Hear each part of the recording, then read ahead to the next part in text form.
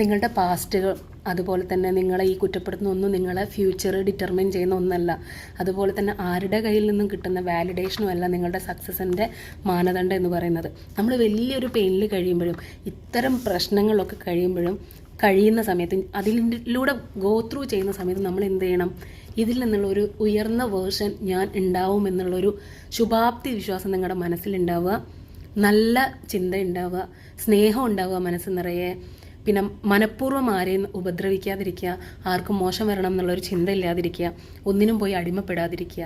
എല്ലാം നല്ലതിനായിരിക്കും സംഭവിക്കുന്നതെന്നുള്ള നല്ല വിശ്വാസത്തോടു കൂടിയിട്ട്. ഒരുപാട് ചലഞ്ചിങ് ആണ്, ഒരുപാട് സംഘർഷഭരിതമാണ് എൻ്റെ കേട്ടുകൊണ്ടിരിക്കുന്ന എൻ്റെ ഈ ടീനേജേഴ്സ് എന്ന് പറയുന്ന ആ ഒരു ടൈം. നിങ്ങളുടെ മനസ്സെന്ന് അറിയാം. എന്നാലും ഇതൊക്കെ നമ്മൾ ശ്രദ്ധിക്കുക. കുറച്ചും കൂടി സ്ട്രോങ് ആയിട്ട് ഇത്തരം പ്രശ്നങ്ങളോട് നമ്മൾ റെസ്പോണ്ട് ചെയ്യുക. എന്തെങ്കിലും പ്രശ്നം ഉണ്ടെങ്കിൽ നിങ്ങൾക്ക് ഒട്ടും പരിഹരിക്കാൻ പറ്റാത്ത അല്ലെങ്കിൽ ആരെങ്കിലും കേൾക്കണമെന്നുണ്ടെന്ന് തോന്നുന്ന വിഷയങ്ങൾ നിങ്ങൾ ആരോടെങ്കിലും തുറന്ന് സംസാരിക്കുക. പാരൻസിനോട് എനിക്ക് പറയാനുള്ളത്, തുറന്ന് സംസാരിക്കുമ്പോൾ നിങ്ങൾ അവരെ കുറ്റപ്പെടുത്താതിരിക്കുക, നെഗ്ലക്റ്റ് ചെയ്യാതിരിക്കുക, അവരെ ഒന്ന് ചേർത്ത് പിടിക്കുക.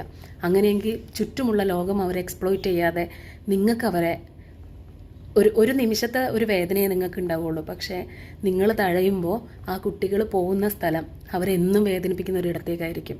അതുകൊണ്ട് നിങ്ങളെ കുട്ടികളെ ചേർത്ത് പിടിക്കുക. നമ്മുടെ കുട്ടികളാണ്, നമ്മളാണ് അവരെ ഈ ലോകത്തേക്ക് കൊണ്ടുവന്നത്, നമുക്കാണ് അവരോട് ഉത്തരവാദിത്തം. സോ ഇനി നിങ്ങൾക്ക് ഞാൻ നേരത്തെ പറഞ്ഞു സംസാരിക്കണമെന്നുണ്ട്, എന്തെങ്കിലും വിഷയം അച്ഛനോടോ അമ്മേനോടോ ഫ്രണ്ട്സിനോടോ ടീച്ചേഴ്സിനോടോ ആരോടും പറയാതെ നിങ്ങൾ കിടന്ന് വിങ്ങുന്നുണ്ടെങ്കിൽ എൻ്റെ നമ്പർ ഡിസ്ക്രിപ്ഷൻ ബോക്സിലുണ്ട്. നിങ്ങൾക്ക് വിളിക്കാം, സംസാരിക്കാം. എൻ്റെ വീട്ടിലൊരു അനിയത്തിയായിട്ടോ എൻ്റെ മക്കളായിട്ടോ അല്ലെങ്കിൽ ഞാനായിട്ടോ കണ്ടേ ഞാൻ നിങ്ങളോട് സംസാരിക്കുകയുള്ളൂ.